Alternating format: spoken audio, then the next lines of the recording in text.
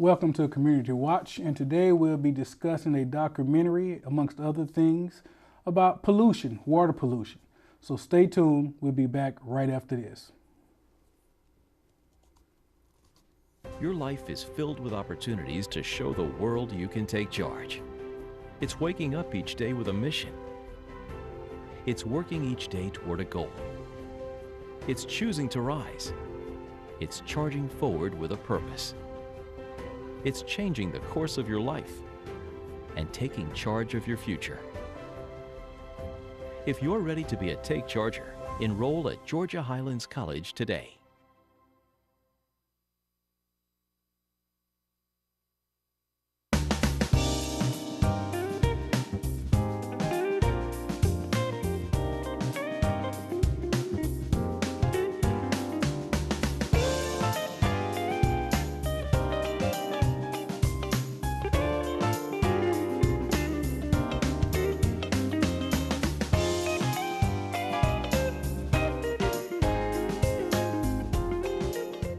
Welcome back to Community Watch, and today we're joined by former CRBI Executive Director Joe Cook. Joe, thank you for being here. Thanks for having me. Today we're discussing water pollution, but in particular a documentary that came out to Kingdom Come. And I know Georgia Highlands will be doing a screening on February the 21st, so we want to talk a little bit about that. Because I actually started watching the documentary, and I guess we just kind of take it for granted that people are good stewards of our water system. And I know this is an area that you're very passionate about. So before we get into the documentary, what is the state of the water quality just in general around here? Because I know for years, that's what CBR, that's what they do. Yeah. Well, I think from just the health of the rivers, our rivers are much, much healthier than they were 10, 20, 30, and certainly 40 years ago. You know, the Clean Water Act was passed in 1972. Since then, industries have had to clean up their industrial waste before they put it in the river. We've invested in sewer infrastructure and increasing our capacity at our wastewater treatment plants. And organizations like CRBI have been around to kind of push and prod and poke and get those things to happen, sometimes in a more timely manner than they would have otherwise. So our rivers are a lot healthier than they once were. Doesn't mean they're perfectly clean now, but if you notice, there's a lot more people on our rivers, and part of the reason why there are more people out on our rivers is because our rivers no longer have the reputation of being foul, nasty places that nobody wants to go to. And for a generation here in Rome, that's how everybody saw the rivers. But the generation that has come up from the 1990s to now sees the river as a destination and a place to go, to swim, to boat, to recreate. And so that's exciting to see. And I'm just thinking, when you was talking about that ties into tourism, because I know being on the water activities is just huge, especially during the summertime in these areas. But I'm thinking, because you said organizations like CBR or CRBI, they're poking and prodding, I guess that's the part that kind of bothers me, is that why do we need organizations like CRBI when people clearly know there's things have been done that has damaged our ecosystem and particularly our water system? Well, I think, we're going to be talking about GE and the PCB pollution, and that's a good example of why we need organizations like CRBI, why we need citizens to be involved and to be advocates. Because if there aren't those organizations being the squeaky wheel, demanding the grease, then communities don't get near as much as what they could. Because, corporations do want to do the right thing. I think they inherently want to do the right thing, but they are also motivated by profit. And if they can get by with doing a little bit less, so they don't have to spend quite as much money, and they can return more to their shareholders, then that's what they'll do. And so it's really important for citizens to be involved, to support organizations like CRBI that are going to be there to be the watchdog and make sure that everything is getting done as it should and as much is getting done as we can possibly get out of them. So let's go into that then, the whole GE and the pollution. So what is the history of that? Well, GE made transformers, the things that you see up on the telephone poles that bring electricity into our homes. those transformers have to be insulated, and they were insulated with an oil called Paranol. And that Paranol had within it a chemical called PCBs, polychlorinated biphenyls. And as it turns out, PCBs cause cancer and other health-related problems. And so workers at the plant were exposed to PCBs, but a lot of the Paranol was spilled on the ground, so when it rained, the PCBs washed into our creeks like Little Dry Creek and Horseleg Creek, and eventually made it into our rivers like the Oostenaula and the Coosa. And when they get in the rivers, it gets into the food chain, and now what we have, even more than 3 decades after they stopped using PCBs, we still have fish swimming around in the Coosa that are contaminated with PCBs. So when we eat those fish, we ingest the PCBs. That's the primary way that we are threatened by the PCBs. So they are now ubiquitous throughout this area. GE has done a lot to clean up sediment that was contaminated with PCBs all along those creeks. They put in a groundwater monitoring program where they treat all the groundwater around their landfills there at the GE plant in West Rome. They take out all the PCBs.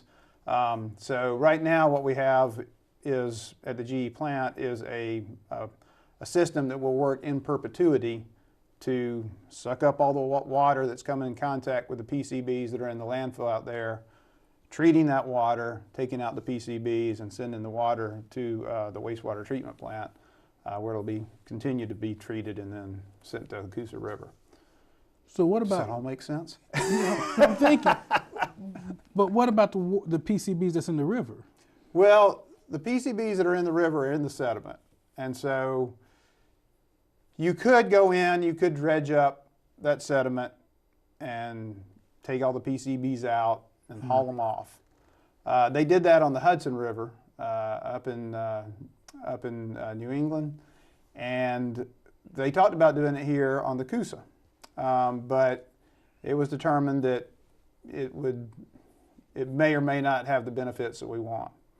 And on the Hudson, there's still debate about whether it was a benefit or not. After spending, billions of dollars up there dredging the river, did it do any good?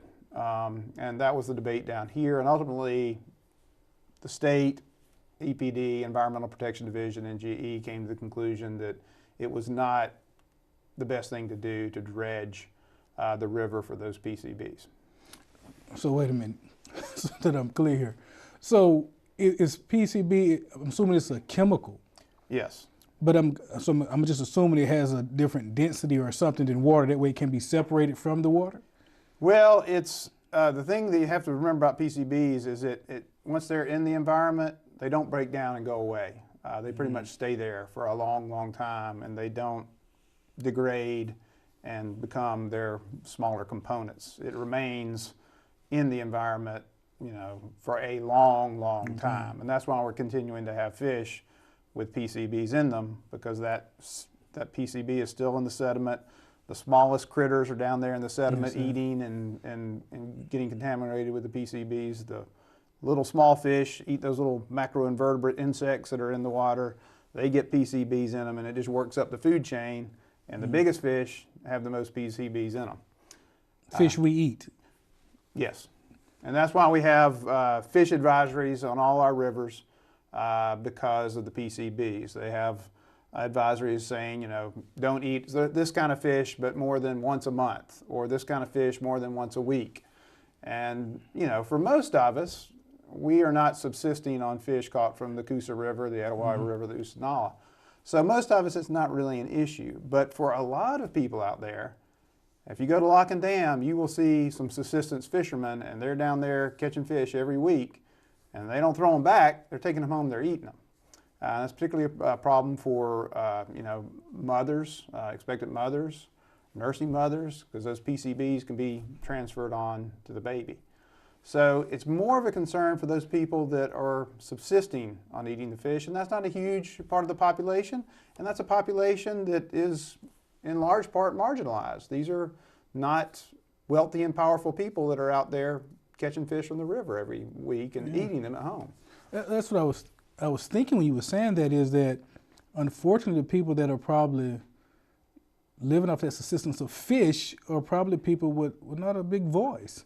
Exactly. And Yes. and so therefore, that makes them very vulnerable Yes. to this. So, I'm wondering though. So, I guess if you're not supposed to eat so much, like a week or whatever, but that's still like saying, you can take this mercury, just don't take too much of it. You can take it once a week, but it's still poison. Yeah. None of us will willingly Right. take a teaspoon of mercury a week we just wouldn't do that. Yeah. And so I understand what you're saying in that, so as long as people don't eat too much of the fish, it's safe, but that's still like ingesting poison. Yes. So there's a problem. Yes. Okay. So now, because when I go to the Eco Center, which I love the Eco Center, and you look at all the fish in there, you just don't think about that. Yeah. And I guess most of us just take it for granted that the water is very healthy and things are booming around that. But you say it's in the sediment, so not only is it in the sediment, it's constantly just still flowing downstream, is it not? Primarily in the sediment. And the greatest danger for us is ingesting it by eating contaminated fish. It gets in the food chain. If you go out there and you're, walking around in mud, might have some PCBs in it, you're not going to get PCBs in your body. It's mainly by eating the flesh of the fish that are contaminated with PCBs. So what about if you're tubing or anything? Not an issue. Not an issue? So it's mainly just through eating the fish. Eating that's the in there. fish. So we shouldn't really be eating fish. I think if you or I were to catch a mess of fish from the Coosa and have a fish fry once a year on fish caught from the Coosa, we're probably not going to die from PCB-related cancer. But if you were out there every week catching fish and eating those fish from the river, then you are you're much more likely to have PCBs in your body. So I'm wondering, we know in this area, you're saying because of the GE plant, is this a issue, I guess, nationally? Is this something that is common, I guess, where plants similar to GE work? Yeah, I mean, there's places contaminated with PCBs all over the place because it was heavily used. It's ubiquitous. Lots of the GE plants up in the New England area, a lot of those areas are contaminated with PCBs. So anywhere they use this pyranol, and the PCBs were used as an insulator, so it was used in a lot of applications, not just the transformers. So it's in a lot of different places. We're not alone. Mm-hmm. So if we could, let's talk a little bit about the documentary. So I know, I believe Brian Campbell from Berry is actually the documentary filmmaker. I think he's made several documentaries. Yes. And so he did one to Kingdom Come. And I guess if you could, for those who have not seen the documentary, what does the documentary address? Well, it basically addresses the PCB contamination here in Rome and and also kind of the history of GE and the industrialization of Rome. And it talks with a lot of the former GE employees. It delves into the relationship between the northerners who came down here to establish GE from Massachusetts and then the locals who went to work in the plant. So that's an interesting dynamic about it. But mainly it deals with the PCB contamination and what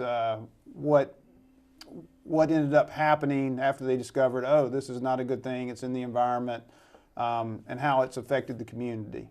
So that's the primary focus of it. And they call it Until Kingdom Come because, as I mentioned earlier, GE is going to be here in perpetuity treating that groundwater at their plant where there's a landfill and the groundwater comes in contact with that landfill and they have to treat that groundwater to prevent it from migrating off the property and contaminating somebody's well.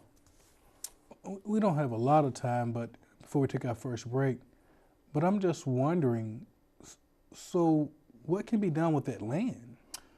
That's a big question, and that's one of the things that has kind of been a crawl in the throat of a lot of the people that deal with economic development here in Rome. That property is just sitting there, and they're going to be there forever, and a lot of it is still contaminated, and so there's limitations on what can be done with it. So we have that really kind of prime piece of real estate that will really we'll never be able to use it for anything. So that's a big problem.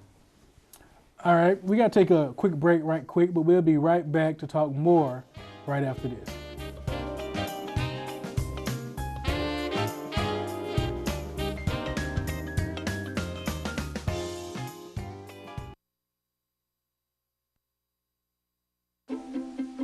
The color in my garden keeps the pink in my cheeks.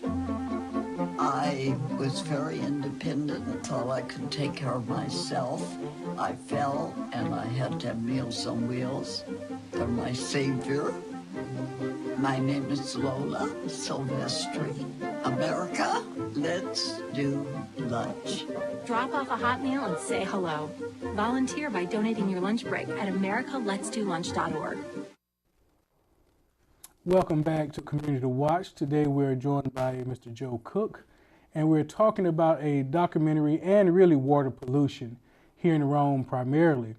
Joe, before we went to break, we was talking about the documentary To Kingdom Come, which done by Mr. Brian Campbell out at Berry. I know it's a host of GHC, Georgia Highlands faculty and staff that was involved in that as well. And I guess the thing that really disturbs me is that a lot of times we just don't know what we don't know. Mm-hmm. And so we just kind of take it for granted.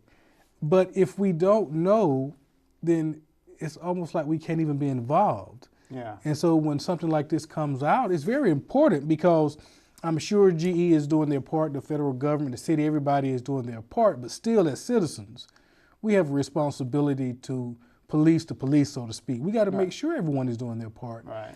And I'm just, is this something that just went underground or we didn't know about for years? I mean, so, because this is huge. Yeah. So why is it that I guess it's now that it's, I guess, a big issue? Well, I think back in the early 2000s is when most of the work was done. Most of the decisions were made then.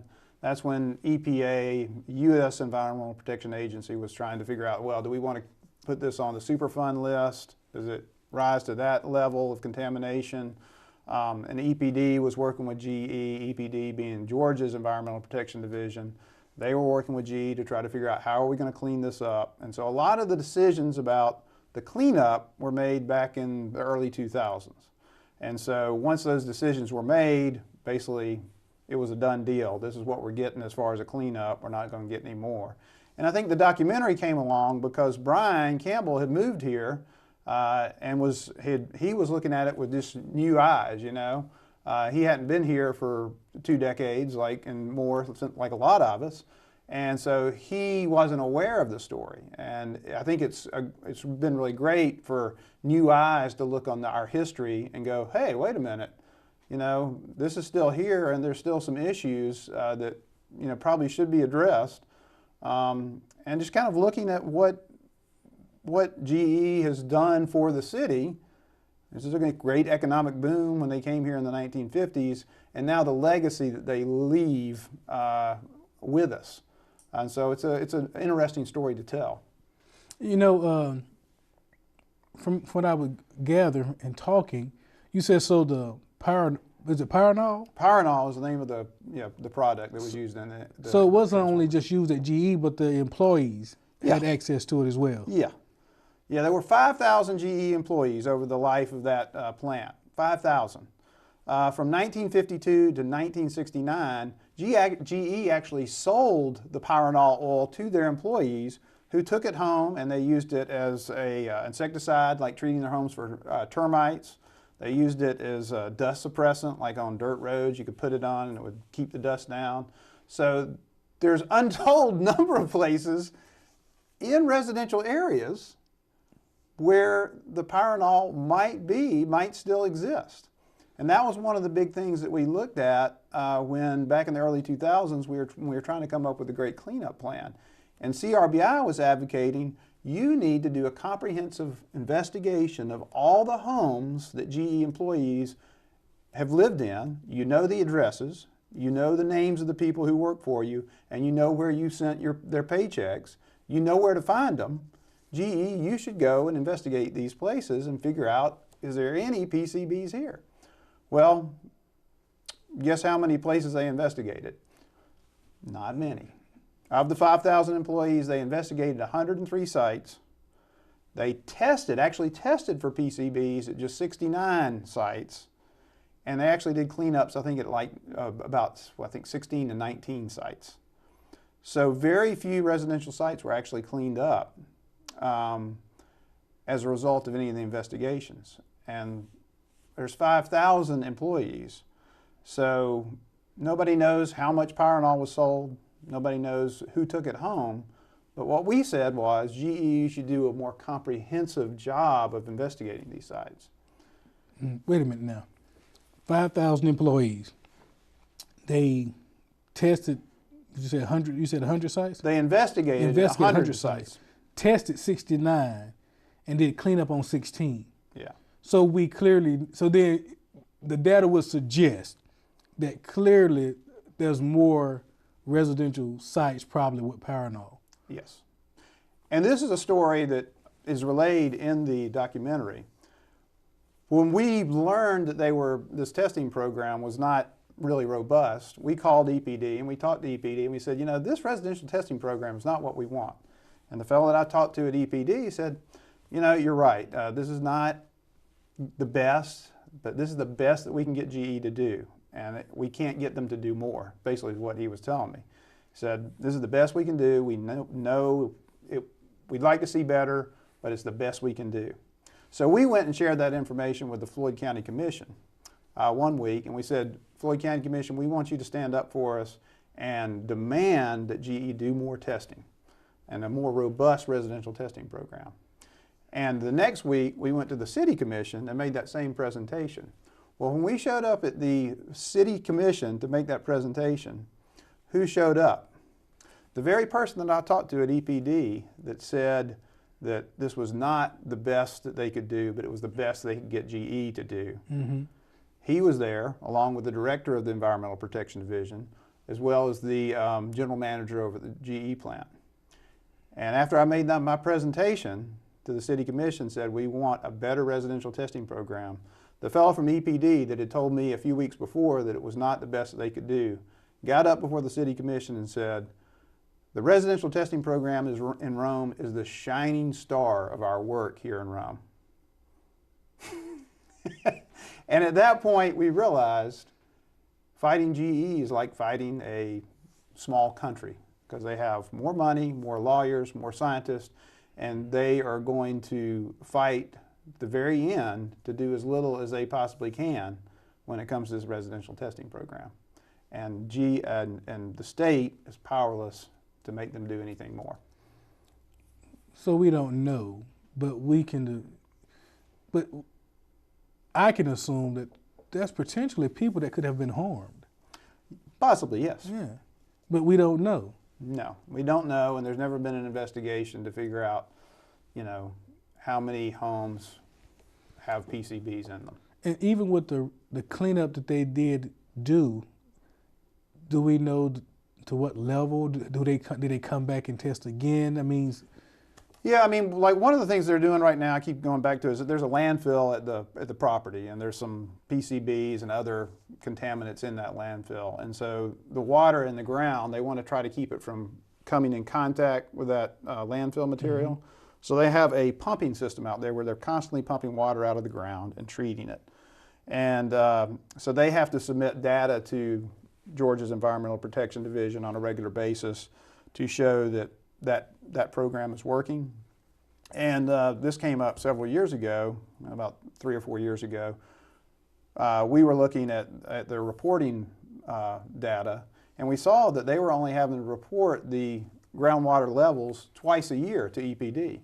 But we knew that they were testing the groundwater levels every day. They had that data, but they only had to share it with EPD twice a year.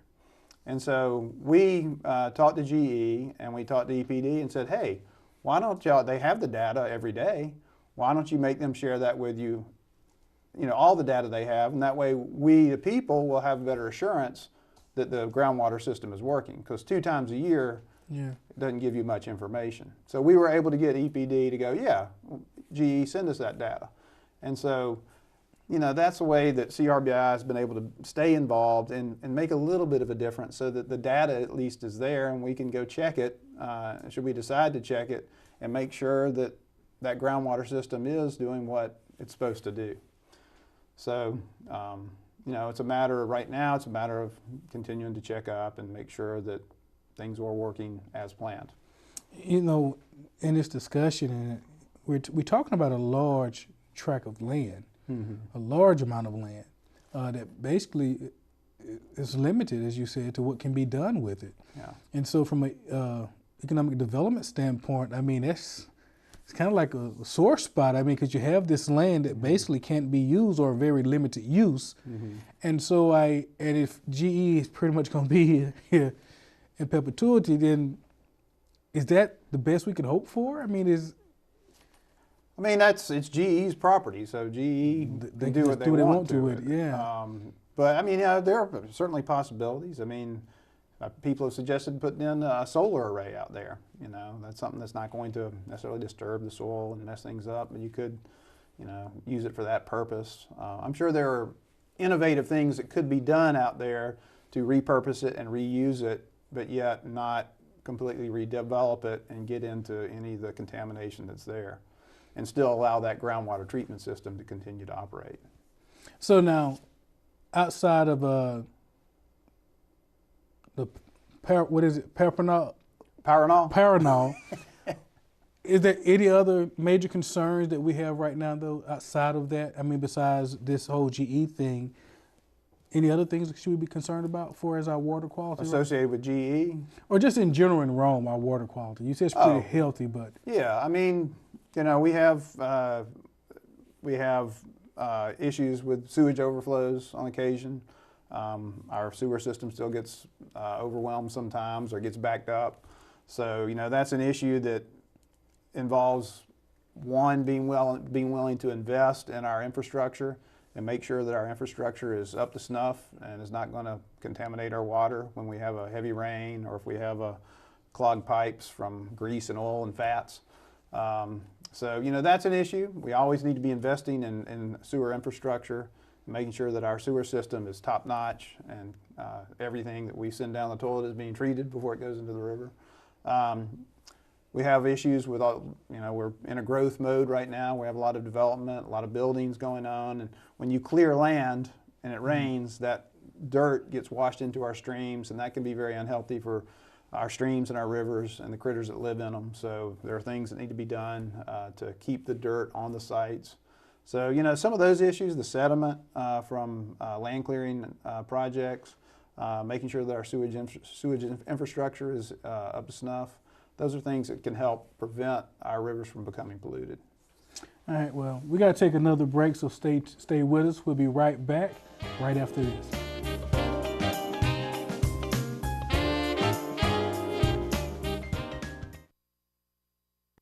Your life is filled with opportunities to show the world you can take charge. It's waking up each day with a mission.